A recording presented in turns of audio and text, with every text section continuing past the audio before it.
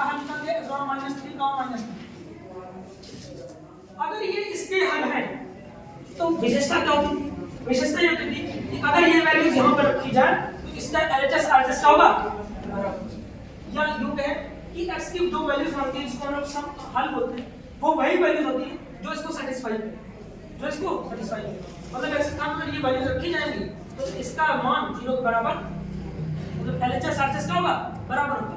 रख के देखते हैं, जब यहां पर x बराबर -3 रखोगे तो होगा क्या? ऐसे -3 का स्क्वायर -3 का प्लस 5 गुणते प्लस -3 का स्क्वायर करता है बस 15 22 कितना?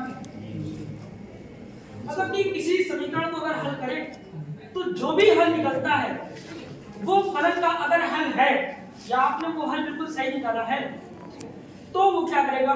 वो उस दिए गए समीकरण को सेटिस्फाई करेगा, उस समीकरण को सेटिस्फाई करेगा। अर्थात वो वैल्यू अगर समीकरण में रखी जाए तो LHS RHS क्या होगा?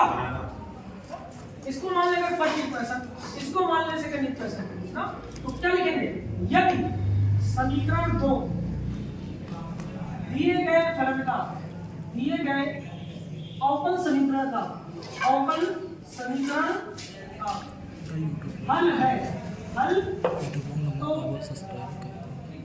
या समीकरण को संतुष्ट करेगा, समीकरण को संतुष्ट करने का मतलब है क्या? संतुष्ट करने का मतलब यह है कि अगर ये y की वैल्यू यहां पर रख दी जाए तो इसका डेरिवेटिव इसके बराबर होगा। इसका मतलब है कि d/dx of fx plus c बराबर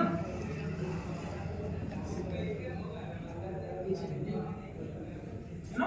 और यदि इसी सिचुएशन में और यदि d/dx ऑफ अगर हम लोग fx plus c करें, fx plus c करें और ये does not equal to fx आ जाए, ठीक है, तो ये जो फलन आपने बताया है फिर ये अवकल समीकरण का हल नहीं होगा, है ना। जैसे यहां तो कर दें x बराबर -4 और चेक करना ये इसका हल है कि नहीं है। कैसे करोगे? x की वैल्यू -4 यहां रखोगे, अगर इस समीकरण में 0 मान दे दिया तब तो ये हल होगा और नहीं दिया तो हल। तो जो कंडीशन यहां पर है वही कंडीशन यहां पर, क्योंकि ये भी एक समीकरण ही है। बात इस बात का है कि इसमें डेरिवेटिव्स इन्वॉल्वड है और इसमें क्या है? xy इन्वॉल्वड है ना। तो कंडीशन तो पूरी समीकरण की है, जैसे समीकरण की कंडीशन यहां पर वैसे ही समीकरण कंडीशन यहां पर। केवल अंतर इस बात का है कि यहां पर डेरिवेटिव के फॉर्म में इक्वेशन मिल रहा है और यहां सिंपली xy होगा। बाकी सिचुएशन वही होगी। क्या सिचुएशन? कि कोई भी वेरिएबल इसका हल तभी कहलाता है जब ये इसको सेटिस्फाई करे, अगर इसमें रखा जाए तो इसके LHS RHS वैल्यूज क्या होंगे? तो वैसे ही यहां पर और बराबर नहीं हुई तो हल नहीं होगा। जैसे x बराबर -4 रखो यहां पर, जब रखोगे तो -4 का square plus 5 into -4 plus 6 which is equal to 16 minus 20 plus 6, तो 16 16 4 2 22 22 minus 20 कितना आ गया? तो which is not equal to 0। इसका मतलब ये इसका हल नहीं, 0 बराबर था 0 हो जाएगा, 2 0 बराबर नहीं है ना सर। 22 - 22 है, 20 है,